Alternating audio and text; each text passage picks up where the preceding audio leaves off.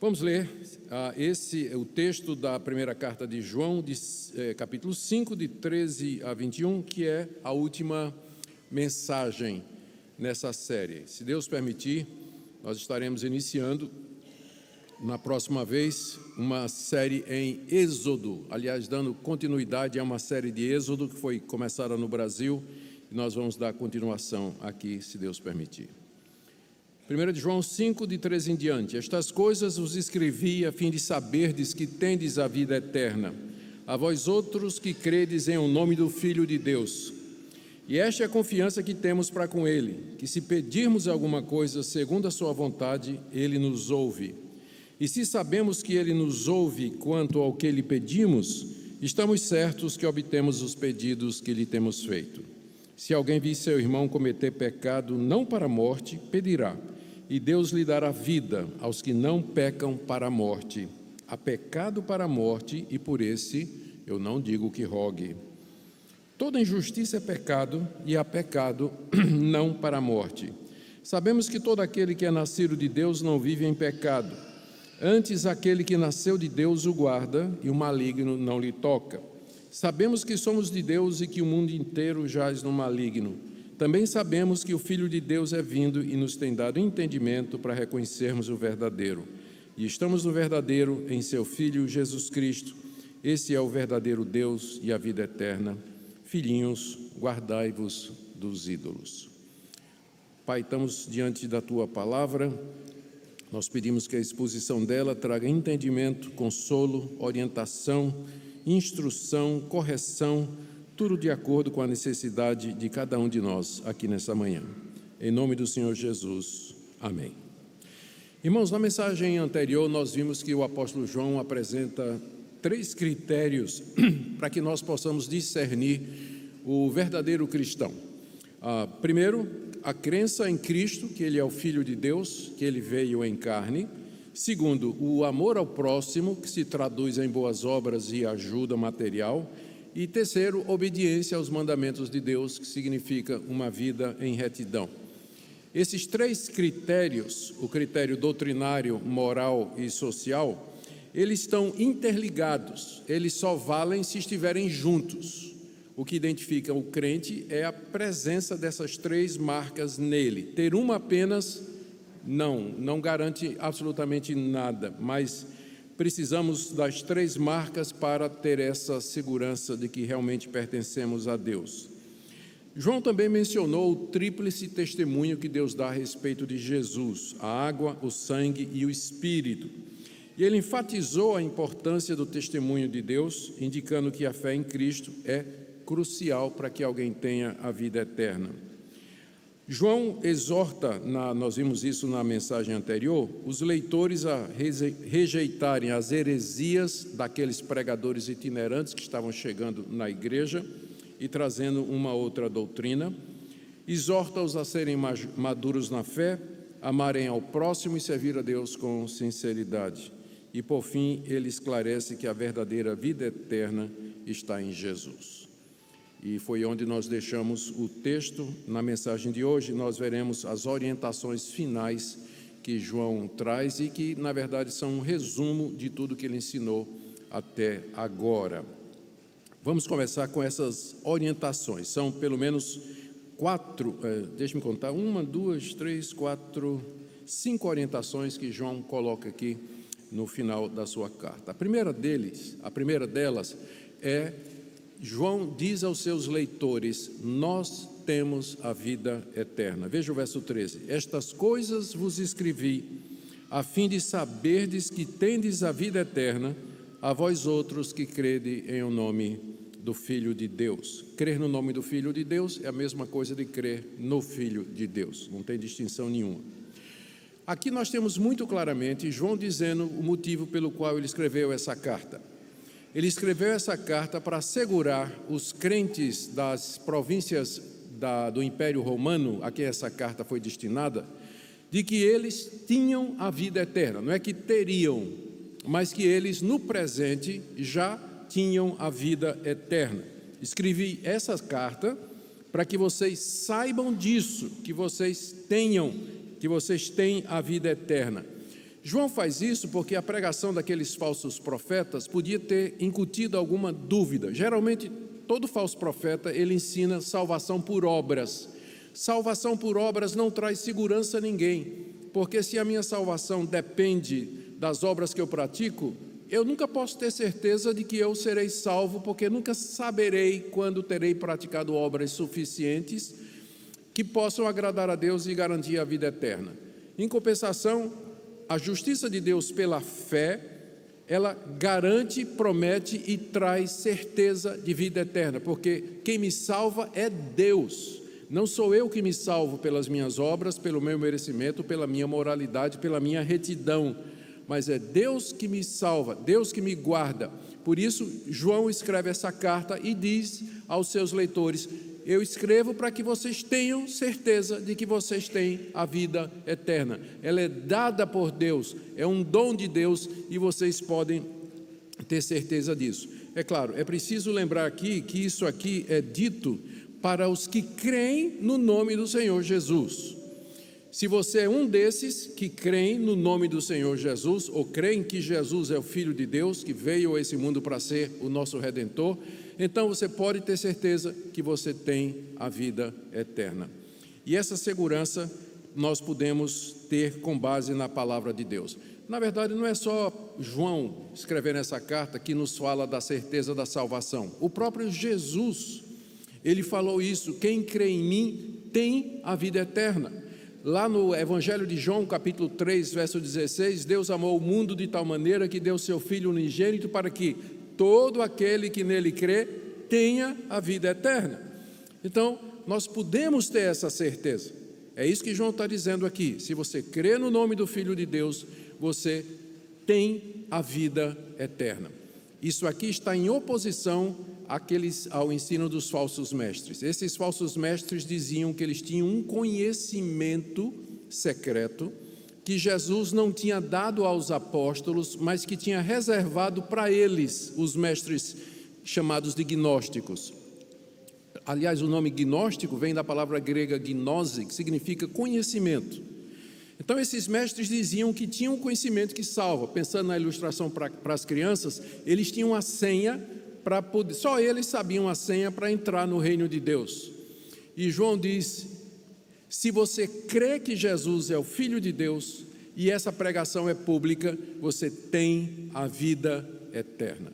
Boa parte da Bíblia foi escrita exatamente para nos assegurar disso, que aqui e agora nós já podemos desfrutar a vida eterna, que é relacionamento com Deus, é uma comunhão com Ele e com seu Filho Jesus, e que vai durar eternidade afora.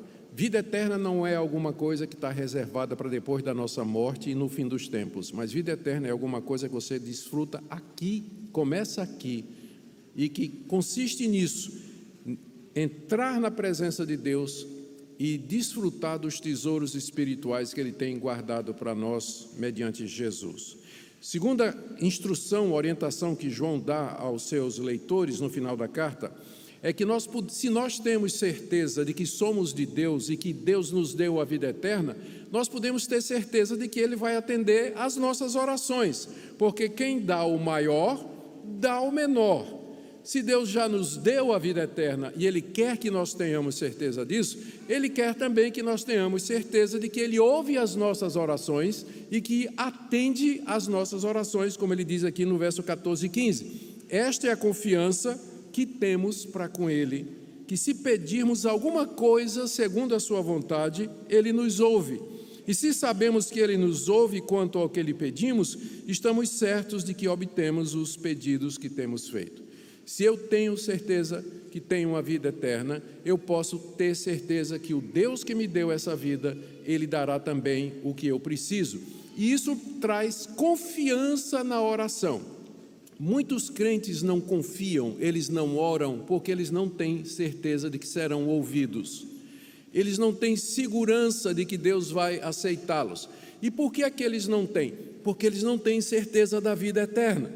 Então, o problema é mais atrás, por assim dizer. Começa lá atrás, quando você não tem convicção da vida eterna.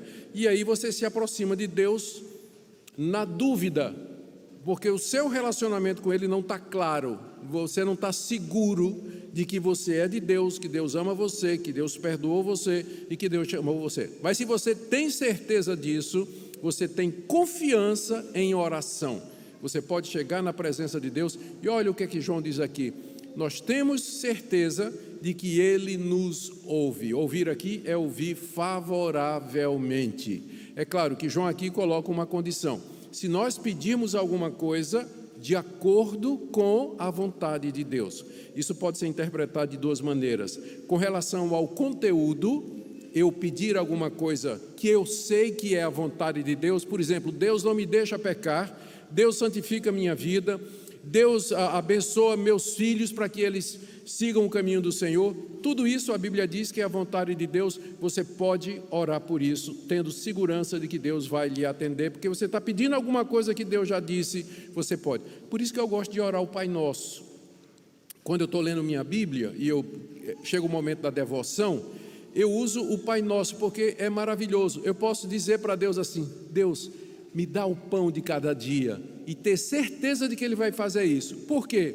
Porque Jesus me ensinou a orar: Pai nosso que estás nos céus, o pão nosso de cada dia nos dá hoje. Então, quando João diz, se você pedir alguma coisa de acordo com a vontade de Deus, ele pode estar dizendo, se você pedir coisas que a Bíblia diz claramente que são da vontade de Deus, pode ter certeza de que Deus vai lhe dar. Mas pode também significar a maneira. Se você pedir alguma coisa conforme Deus ensinou que você deve pedir, então Ele vai responder. E como é que a Bíblia nos ensina a orar? Orar com fé, orar no nome de Jesus, orar pelas coisas que a Bíblia nos diz e orar sempre pensando nos outros e não por motivos egoístas. Tem que ser uma coisa ou outra? Não, pode ser as duas coisas. Se você orar como Deus ensina na Bíblia e você orar pelas coisas que Ele já disse que Ele vai dar a quem pedir, você pode ter confiança já na oração de que você já recebeu. Olha como isso aqui parece até coisa, não parece coisa de presbiteriano, né? Mas diz aqui, ó, verso 15: se sabemos que Ele nos ouve, quanto ao que lhe pedimos, estamos certos que obtemos os pedidos que temos feito antes que os pedidos sejam respondidos. Já na oração, você se apropria. Esse aqui é o verdadeiro toma-posse, tá? Já na oração, você toma posse em fé, porque você está orando conforme a vontade de Deus, pelas coisas que Deus disse que haveria de dar. Então você tem segurança de que você já recebeu. Que coisa maravilhosa. Esse é o nosso Deus, é o Deus que nos chama a ter comunhão com Ele, e é o Deus em quem nós podemos confiar e podemos trazer as nossas angústias e as nossas preocupações. Terceiro ponto, meu terceiro ponto aqui. Primeiro foi que nós podemos ter certeza da vida eterna. Segundo se nós temos a certeza da vida eterna, nós podemos orar com segurança. E em terceiro lugar, nós temos um exemplo que João disse de como, no que ele acabou de falar. Aqui, ó, no verso 16, 17, se alguém vir a seu irmão cometer pecado não para a morte, pedirá, e Deus lhe dará vida aos que não pecam para a morte. Há pecado para a morte, por esse não digo que ore, que rogue. Toda injustiça é pecado e há pecado para a morte. Isso aqui é um exemplo da oração que Deus responde, que é a vontade de Deus. A vontade de Deus é perdoar os seus filhos quando eles pecam. Isso aí é muito claro. Aqui mesmo na carta está dito: se confessarmos os nossos pecados, Deus é fiel e justo para perdoar os pecados e purificar de toda injustiça. E também no capítulo 2, João disse que se alguém pecar, nós temos um advogado junto ao Pai, Jesus Cristo o justo. O próprio Deus já tomou todas as medidas necessárias para nos perdoar quando nós caímos em pecado. Portanto, é a vontade de Deus nos perdoar. Então, se você vir um irmão pecar, em vez de você falar mal dele, comentar com outras pessoas, no seu íntimo recriminá-lo e reprová-lo, você ora por ele. E aqui João está dizendo que Deus vai dar vida ao irmão pelo qual você está orando. Essa é a vontade de Deus. Esse é um exemplo. Deus quer levantar seus filhos que caem em pecado. Se você vir alguém crente no Senhor Jesus tropeçar, porque crente verdadeiro tropeça também, e você orar por ele, Deus vai levantar essa pessoa, Deus vai trazer essa pessoa ao arrependimento, Deus vai mudar o coração, Deus vai dar forças para a pessoa, vai consolar, trazer de volta. Se essa pessoa não é de Deus, isso não vai acontecer.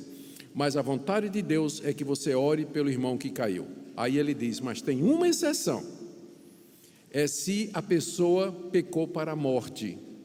Aí João diz, por esse eu digo, nem ore, porque não é a vontade de Deus perdoar quem pecou para a morte. Portanto, vejam como é importante a gente saber se a gente cometeu esse pecado ou não, não é? O que é esse pecado para a morte? João diz aqui, explicando, que toda injustiça é pecado, está aí no verso 17. Injustiça é a quebra da lei de Deus, é você ser injusto diante de Deus. Deus disse, não adultere, não minta, não roube, não mate, e você quebrou essas coisas. Então, toda injustiça, toda quebra da vontade de Deus, desse Deus amoroso, misericordioso, é pecado. Mas tem um pecado, e todo pecado, não se iluda, todo pecado leva à morte, o salário do pecado é a morte.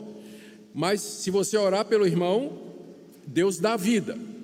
Mas existe um pecado, uma injustiça que é para a morte, ou seja, ela leva à condenação eterna de maneira inexorável, sem retorno.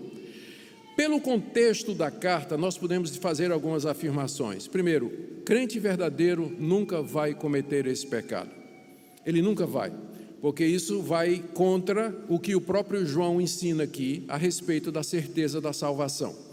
Se nós temos a vida eterna e temos certeza disso, Deus vai nos guardar nessa certeza, já que a salvação vem dele, e ele nunca vai permitir que eu perca a vida eterna cometendo um pecado que é o pecado para a morte.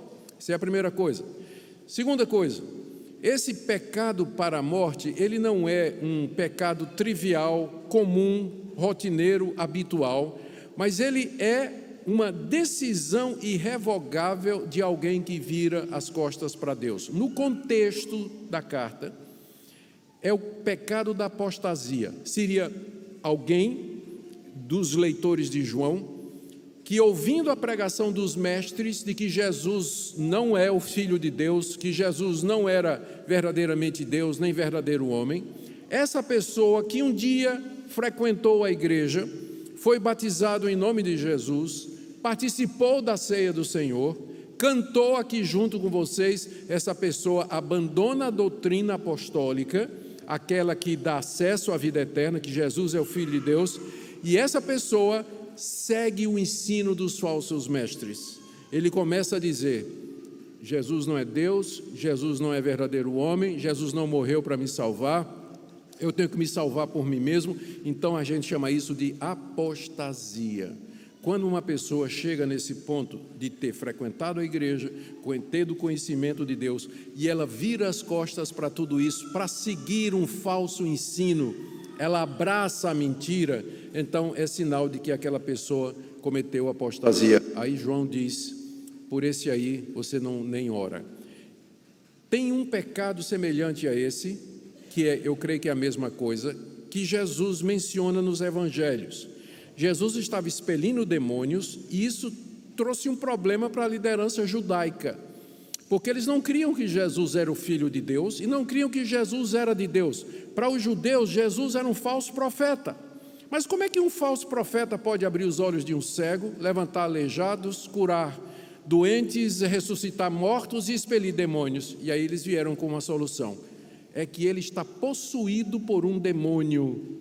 Ele faz isso pelo poder de Satanás, de Belzebu, o demônio mais forte que existe. É por isso que ele tem esse poder. Aí Jesus disse, isso aí que vocês fizeram é a blasfêmia contra o Espírito Santo. Não tem perdão nem agora e nem na eternidade. Blasfemar significa falar mal. E falar mal do Espírito Santo, dizendo que ele é Satanás, só é feito por pessoas que chegaram no ponto que passaram daquela linha onde não tem volta, não tem mais conversão para aquelas pessoas, não tem perdão para aquelas pessoas. É a mesma coisa do pecado para a morte que João está falando aqui. Então, Tudo isso dentro da categoria, João dizendo, eu vou dar um exemplo. Eu disse que se a gente pedir uma coisa segundo a vontade de Deus, Deus responde. Vou dar um exemplo. Se você viu o seu irmão cair e ele não cometeu o pecado para a morte, então é um daqueles pecados costumeiros, você ora e Deus vai levantar aquele irmão. Mas se aquele que abandonou, virou as costas, apostatou, insultou o Espírito Santo, endureceu o coração, está seguindo uma seita depois de ter conhecido a verdade, nem ore, porque não é a vontade de Deus que essa pessoa seja perdoada, ela cometeu esse pecado para a morte. Em termos práticos, que pode ser que eu me esqueça isso no final, eu queria dizer o seguinte: como a gente não conhece o coração de todos, se você viu o irmão pecar, ore por ele. Se você vir ele se desviar, ore por ele também. E deixe esse julgamento do pecado para a morte nas mãos de Deus. A não ser naqueles casos, e eu sou um desses, em que é claro que o falso profeta, ele está levando multidões ao erro. Por esses eu oro, mas oro em oração imprecatória. Tipo assim, Senhor, que tua mão venha sobre esse indivíduo, esse apóstata, esse falso profeta que está levando multidões ao erro, coloca a tua mão em cima dele, porque eu estou seguindo o exemplo bíblico. Quando a Bíblia trata do pecado das ovelhas, é um tom pastoral, chamado ao arrependimento, mas quando é da liderança, a Bíblia não deixa dúvida. A Bíblia diz mesmo, as intenções são falsas, são mercenários, estão atrás de dinheiro, querem poder, querem dividir a igreja e são contra, eles são o espírito do anticristo. Lembram que nós pregamos isso aqui? Está na passagem antes dessa. Então por esses eu não oro não, oro em precatório. Ora em pregatório. Agora, pelas ovelhas do rebanho, a gente ora para que Deus tenha misericórdia. Esse é o exemplo que João nos dá aqui. Deus perdoa quem não peca para a morte. Agora vamos ver a quarta orientação que João nos dá do verso 18 a 20. Eu disse para vocês que esses falsos mestres, a abordagem deles era essa: nós temos uma gnose, por isso que eles são chamados de gnósticos, e o movimento era chamado de gnosticismo. É um movimento que começa a mostrar as suas raízes no século I, foi a primeira grande heresia que a igreja teve que combater. Esses caras chegavam dizendo assim: nós temos um conhecimento verdadeiro, para você ser salvo você tem que adorar os anjos, você tem que conquistar os espíritos que habitam nas regiões celestiais, para você poder chegar a Deus. Esse era o conhecimento secreto que eles tinham, que não é mais segredo, porque eles escreveram e a arqueologia desenterrou no século passado escritos gnósticos datando lá do século II. A gente já sabe agora o que é que eles ensinavam. Então, a ênfase dele era no conhecimento. Você tem que saber para ser salvo. E nesse sentido, eles não estavam errados. Você precisa ter a senha. Você precisa saber o abre-te sésame, senão você não entra. A diferença é que Deus já tornou público. Isso não é privilégio de um grupo esotérico, VIP, selecionado, mas é conhecimento geral, e é com base nisso que Deus vai julgar o mundo. Que esse conhecimento é público. Por que você não creu? Por que você não abraçou? Todo mundo sabe, foi proclamado aos quatro cantos da terra que Jesus Cristo é o Filho de Deus, que Ele é o Salvador do mundo, é o único mediador, não tem outro. Por que você não creu nisso? Esse conhecimento é público. Então, veja que aqui, nessa passagem que eu vou ler agora, no final da carta, a ênfase que João dá na palavra conhecer e no conceito de conhecer. Veja como é que ele começa, no verso 18. Sabemos, está aí o verbo, que todo aquele que é nascido de Deus não vive em pecado, antes aquele que nasceu de Deus o guarda e o maligno não lhe toca. Primeiro, conhecimento. Segundo, verso 19, sabemos que somos de Deus e que o mundo inteiro jaz no maligno. Terceiro, sabemos no verso 20, também sabemos que o Filho de Deus é vindo e nos tem dado entendimento, conhecimento, para reconhecermos o verdadeiro, e estamos no verdadeiro em seu Filho Jesus Cristo. Esse é o verdadeiro Deus e a vida eterna. Três coisas, três ênfases de João no sabemos. E o que é que então eu sei e que toda a igreja deveria saber, e todo crente verdadeiro? Primeiro, você deveria saber, verso 18, que todo aquele que é nascido de Deus não vive pecando.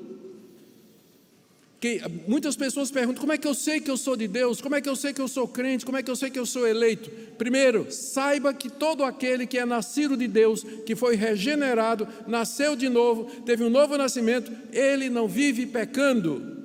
Não está dizendo aqui que ele não peca, assim do tipo, nunca vai pecar, mas está dizendo que não é a prática habitual do crente, que você deveria ser definido não porque é alguém da língua grande, alguém que é ganancioso, alguém que é trambiqueiro, alguém que é desonesto, mas você teria que ser conhecido porque você é uma pessoa reta, uma pessoa verdadeira, pessoa que fala a verdade, que ama o próximo e que quer fazer o bem para todos que estão ao seu redor.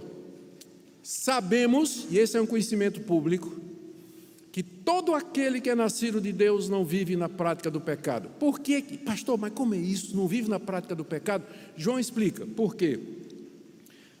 Porque aquele que nasceu de Deus o guarda.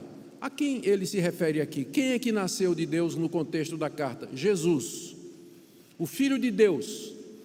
Ele o guarda você. Essa é a primeira coisa.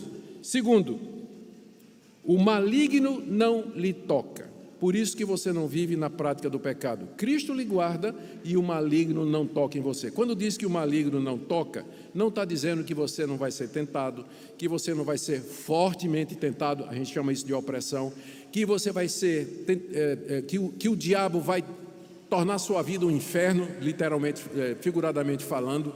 Isso não quer dizer que você está imune à ação de Satanás, mas quer dizer que o diabo nunca vai lhe tentar e ele nunca vai ter poder em você ao ponto de arrancar você das mãos de Cristo. Nós sabemos isso. Aquele que é nascido de Deus não vive pecando, porque o diabo não lhe toca fatalmente. Aquele toque mortal, destruidor, que ele tocou no coração de Judas, por exemplo, e no coração de tantos outros, isso o verdadeiro crente nunca vai temer. Não tenha receio disso. Cristo guarda você, o maligno nunca vai lhe tocar a ponto de lhe separar do amor de Deus e da vida eterna. Segunda coisa que nós sabemos é que nós somos de Deus. Como é que eu sei que eu sou de Deus? Todos os critérios já estão aqui. Crê que Jesus é o Filho de Deus, crê que Ele morreu na cruz para salvar pecadores, você crê nisso e que o que Ele fez na cruz de fato é suficiente para pagar os seus pecados, que Ele ressuscitou dos mortos, você crê nisso, que Jesus está vivo hoje, que Ele vive, você crê nisso? Se você crê nisso, se você odeia o pecado, se você ama seu irmão, você quer perdoar e fazer então não tem, são os critérios que a Bíblia apresenta para aquele que é de fato filho de Deus. Nós sabemos que somos de Deus. Agora, em contraste, olha essa passagem aqui: o mundo inteiro jaz no maligno. Jazer é de onde é o verbo jazer, é de onde vem a palavra jazigo, né? E lembra aquele cemitério. O mundo inteiro jaz no maligno. O mundo inteiro está morto e sepultado no cemitério de Satanás, sem condições de se levantar, sem condições de se salvar, são mortos. Quando João fala mundo aqui, é a maneira de viver de pessoas que não conhecem a Deus. É o sistema de valores da humanidade perdida. Nós não pertencemos mais a isso, nós não estamos mais no jazigo do cemitério de Satanás. Cristo nos ressuscitou, Ele nos deu a vida eterna. E isso significa que eu não vou mais viver como aquelas pessoas vivem. Vejam aqui que não tem esperança. Nós somos de Deus e o mundo está no diabo. Não tem meio termo. Você que está aqui nessa manhã, ou você é de Deus ou você está no cemitério de Satanás, morto e sepultado, eternamente separado de Deus. Não tem meio termo, não existe meio termo. Por isso que a Bíblia foi escrita, para nos despertar para essas verdades e mostrar de que maneira você pode ter a vida eterna. Nós somos de Deus e o mundo inteiro jaz no maligno. Terceira coisa que você tem que saber, verso 20: sabemos que o Filho de Deus é vindo. Nós sabemos isso, que o Filho de Deus já veio. Os judeus ainda esperam a chegada do Messias. E aqui está a diferença entre o cristianismo e o judaísmo. Nós sabemos que o Filho de Deus é vindo, Ele já veio. Os judeus estão esperando o Messias futuro ainda. Mas nós sabemos que esse Messias é Jesus de Nazaré. Ele já veio. E ele já nos deu entendimento para reconhecermos o que é verdadeiro. Não somente ele veio, mas ele nos deu conhecimento para a gente saber quem ele é, quem Deus é, o que é que nos aguarda, de que maneira nós devemos viver, o que é que Deus espera de nós e o dom gracioso da vida eterna. E João destaca aqui duas coisas. E nós estamos para reconhecermos o verdadeiro. E estamos no verdadeiro, que é seu Filho Jesus Cristo. E aí ele diz, esse é o verdadeiro Deus e a vida eterna. Aqui uma das passagens mais claras da Bíblia sobre a divindade de Cristo, para provar, porque tem muita gente, as seitas dizem que a divindade de Cristo foi uma doutrina do tempo de Constantino, da Idade Média, mas não está na Bíblia. As seitas vão dizer isso para vocês, especialmente Testemunhas de Jeová e outras. Mas essa aqui é uma passagem muito clara. Estamos em Jesus Cristo. Pela gramática, esse pronome relativo se aplica ao substantivo anterior, né? Se me lembro de português, ainda é isso aqui. Então, esse Jesus Cristo, o último mencionado, é o verdadeiro Deus, e não aqueles que os falsos mestres estavam pintando. Eles pintavam a caricatura de Deus, o Deus gnóstico. Eles diziam que o Deus do Antigo Testamento era um demiurgo, um Deus mau, perverso, que mandava as guerras, mandava matar mulheres, crianças, queria sacrifício, mas o Deus de Jesus é um Deus de amor. João diz, não tem essa distinção. Cristo veio e nos deu entendimento acerca do verdadeiro Deus. Ele é o verdadeiro Deus. Você crê nisso? Porque logo em seguida João diz, e Ele é a vida eterna. Somente em Cristo você vai ter vida eterna. Não é em você, mas em Cristo. Lutero, ele quando se referia à justificação, à salvação, ele dizia que a nossa salvação não vem intra nós. Ela não está dentro de nós, mas ela é extra nós, está fora de nós.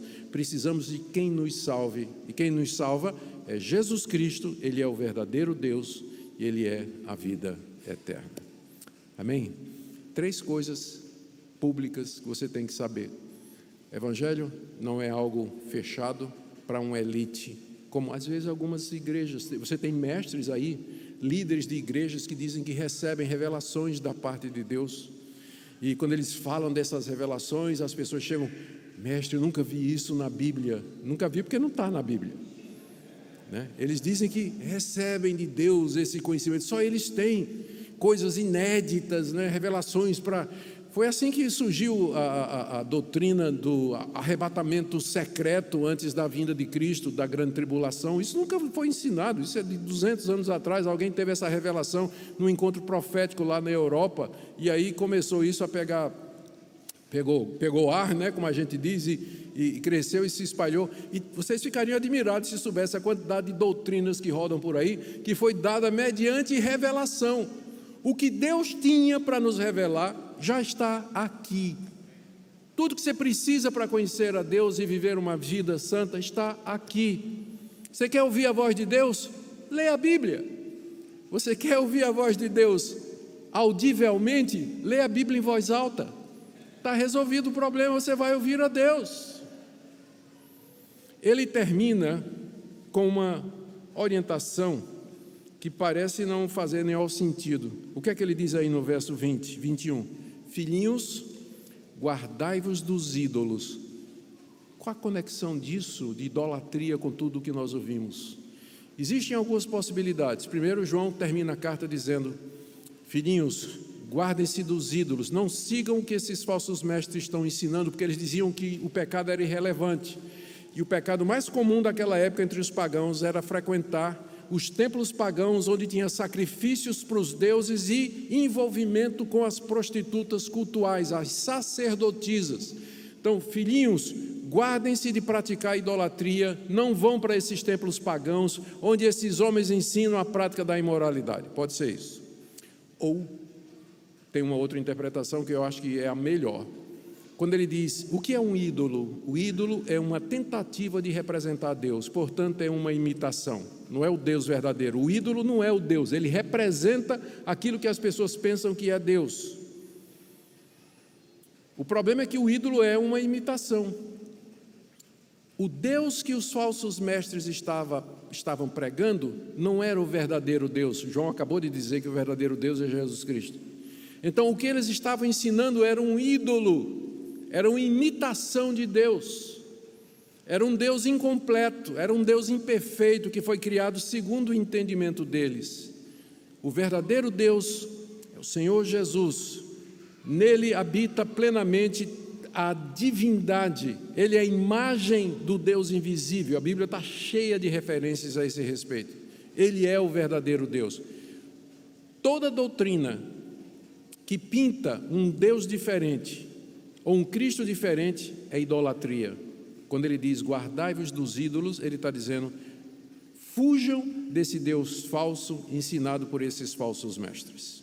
É nesse sentido que o livro acaba com essa exortação, que parece desconectada, mas que na verdade é o resumo de tudo que ele está dizendo, fujam desses falsos mestres. Deixe-me terminar aqui com algumas respostas para a pergunta, à luz de tudo isso, o que é que Deus espera de nós? O que é que Deus espera da igreja Esperança?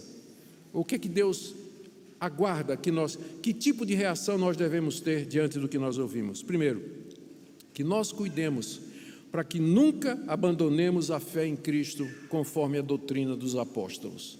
Que a Bíblia sempre seja a direção dessa igreja, que o sola Escritura seja a base de tudo o que nós fazemos aqui. Eu creio que é isso que Deus deseja, porque isso, João diz, estas coisas eu escrevo para que vocês tenham certeza, para que vocês saibam que tem a vida eterna. O propósito da Bíblia é nos guiar no caminho da eternidade. Então, o que é que Deus espera de nós, igreja? Que nós guardemos a palavra de Deus, que ela seja a nossa base.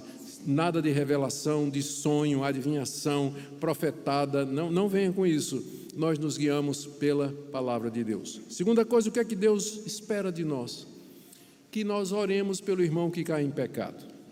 Eu posso cair em pecado, você pode cair em pecado. Quando isso acontecer, não fale mal do irmão. Não comece a botar no grupo de família ou falar com outras pessoas. Ore por aquele irmão que caiu. Ore por ele. Se a gente fizesse isso, acabava a fofoca na igreja. Aliás, vamos falar disso domingo que vem, né? Se Deus quiser. Como acabar com a fofoca na igreja. Não perca domingo que vem. Me lembrei da história do pastor que foi pregar sobre fofoca, viu, reverendo? Foi pregar sobre fofoca. Especialmente porque tinha a Dona Maria, que estava na igreja, falava mal de todo mundo. A língua dela percorria os céus e a terra. Era a mulher mais temida da igreja, a fofoqueira da igreja. E o pastor pregava. Um dia faltou todo mundo, só Dona Maria estava na igreja, ele pregou contra a língua. E no fim fez apelo. Dona Maria, para surpresa do pastor, se levantou e veio à frente. O pastor perguntou, o que é que a senhora quer fazer? Ela disse, eu venho colocar minha língua no altar. Aí o pastor disse, eu acho que não vai caber não. Então, se você não vier no próximo domingo, a gente vai pensar que você não quer colocar a língua no altar, não é? Então, o que é que Deus espera de nós? Se nós virmos alguém cair em pecado, que nós oremos pelo irmão. Terceira coisa que Deus espera dessa igreja é que seja uma igreja de pessoas que tenham certeza da vida eterna. Não porque são melhores do que outras, mas porque creem em Cristo, reconhecem que são pecadoras, indignas, mas recebem graciosamente, gratuitamente pela fé, a salvação que é em Cristo Jesus. Deus espera que essa igreja não tema Satanás e seus ardis. Não é que fique despreocupada, mas que não tema. Satanás é uma criatura, ele não é Deus. Ele é um anjo caído, debaixo do poder de Deus, e ele só vai até onde Deus deixa. E Deus prometeu que ele não nos toca. Nós não somos como outras igrejas. Muitos de vocês vieram de igrejas onde vocês foram ensinados a viver com medo de demônio nisso, demônio naquilo, isso está amaldiçoado, isso aqui. O maligno não lhe toca. Nós somos de Deus, nós queremos uma comunidade de pessoas libertas, livres em Cristo, para servir a Deus. E por último, cuidemos para não criar um Deus em nossa mente que seja simplesmente um ídolo e uma imitação do verdadeiro Deus. Amém? Vamos ficar em pé. Pastor, vem orar. Depois nós vamos cantar um cântico e partir para o final do culto. O pastor Samuel também vai impetrar a bênção. Deus amado, nós te louvamos porque o Senhor é bom e porque o Senhor traz para nós a tua palavra. O Senhor escreveu essa carta para nos trazer paz, para que nós saibamos que temos a vida eterna. E se há alguém em dúvida aqui, Senhor Deus, que o Senhor dissipe as dúvidas, que o Senhor nos faça entender a crença em Jesus Cristo como Filho de Deus, que o Senhor nos faça abandonar os nossos pecados, não andar de acordo com os princípios e os preceitos do coração caído da gente, mas que a gente possa viver para a Tua glória e que a gente possa se exercitar em oração uns pelos outros. Que quando tivermos o desejo e a vontade de, ao ver alguém fazer alguma coisa que pensamos ser errado, ao invés de falarmos com outras pessoas sobre ele, que nós o tragamos aos teus pés, para que a tua igreja possa experimentar, Senhor Deus, o que significa orar uns pelos outros e o que significa viver para a tua glória. Obrigado pela tua palavra. Aplica essa palavra pelo teu Espírito ao nosso coração. E agora recebe esse louvor como um aroma suave na tua presença. É o que nós te pedimos no nome de Jesus.